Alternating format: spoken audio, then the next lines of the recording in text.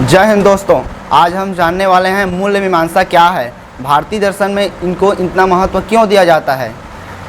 सामान्य रूप से मूल्य मीमांसा नैतिक आदर्श व्यवहारिकताओं के ऊपर विवेचना करता है और इसको अंग्रेजी में एक्जियोलॉजी कहते हैं। एक्जियोलॉजी दो शब्द से मिलकर बना है। पहला शब्द एक्जियो जिसका अर्थ होता है आदर्श और दूसरा शब्द लॉजी जिसका अर्थ विज्ञान होता है। अतः हम इसे सम्मिलित करके बोल सकते हैं आदर्श के विज्ञान। अतः इसमें अनेक प्रश्न उठते हैं मूल्य मीमांसा को लेकर कि नैतिकार्थ एवं अनैतिकार्थ क्या हैं और शुभ है तो अशुभ क्या है। इन सभी प्रश्नों के हल ढूंढता है मूल्य मीमांसा। तो हम सभी का प्रयत्न यही रहता है व्यक्तिगत, राजनीतिक, आर्थिक और सामाजिक रूप से कि हम मूल्यवान वस्तु को प्राप्त करें। और कभी कभी तो हम मूल्यवान वस्तु को प्राप्त करने के लिए अपनी जान की भी बाजी मार लेते हैं।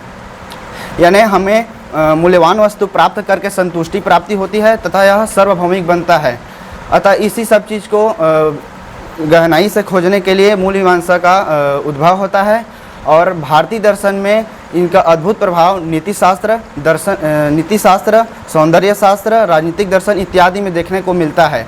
हम प्रमुख दो पर प्रकाश डालना चाहेंगे। पहला है नीतिशास्त्र।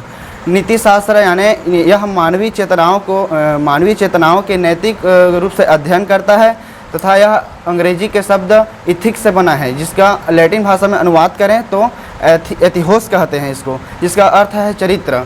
अतः हम कह सकते हैं कि मान लीजिए कोई भी व्यक्ति है, मतलब यह जो नैतिक मापदंड की स्थापना करता है नीतिशास्त्र, जिसमें यह व्यक्ति समर्थन देता है उसे उचित माना जाता है या शुभ माना जाता है। जिसमें पारंगत नहीं होता है इसमें उसे अनुचित या अशुभ माना जाता है। तो मूल्य मीमांसा भारतीय दर्शन के सापेक्ष में यह जानने की कोशिश करता है कि यह शुभ और अशुभ क्या है और ये नैतिक मापदंड क्या है और इन मापदंडों में सर्वश्रेष्ठ कौन है। अब जानने की कोशिश करते हैं कि सौंदर्य शास्त्र के अर्थ से ही स्पष्ट है कि सौंदर्य। अतः इसमें सौंदर्य के अनुरूप मानसिक एवं आंतरिक रूप से हमें अध्ययन करना होता है।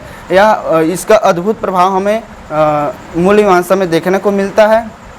इसमें अनेक प्रश्न उठते हैं, जैसे सौंदर्य शास्त्र क्या है, सौंदर्य शास्त्र के लक्षण क्या है, सौंदर्य शास्त्र की रुचि हम अपने रुचि के हिसाब से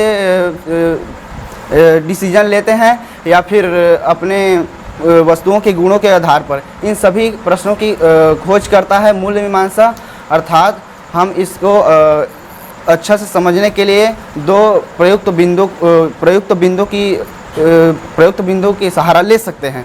पहला, मान लीजिए कि कोई व्यक्ति है जो आंतरिक रूप से सगुण है और बाहरी रूप से निर्गुण है, और एक व्यक्ति ऐसा है जो बाहरी रूप से असुंदर है और आंतरिक रूप से सुंदर है। तो इसमें मूल्य मीमांसा भारतीय दर्शन के सापेक्ष में यह जानने की कोशिश करता है कि अगर सुंदर और असुंदर दोनों में कौन सा सर्वश्रेष्ठ है, वास्तविक सुंदर किसको कहें, तो इसे ही मतलब मूल्य मीमांसा कहा जाता है। अतः उपरोक्त कथनों से स्पष्ट है कि मूल्य मीमांसा को भारतीय दर्शन के सापेक्ष में अत्यधिक दर्जा या महत्व दिया जाता है।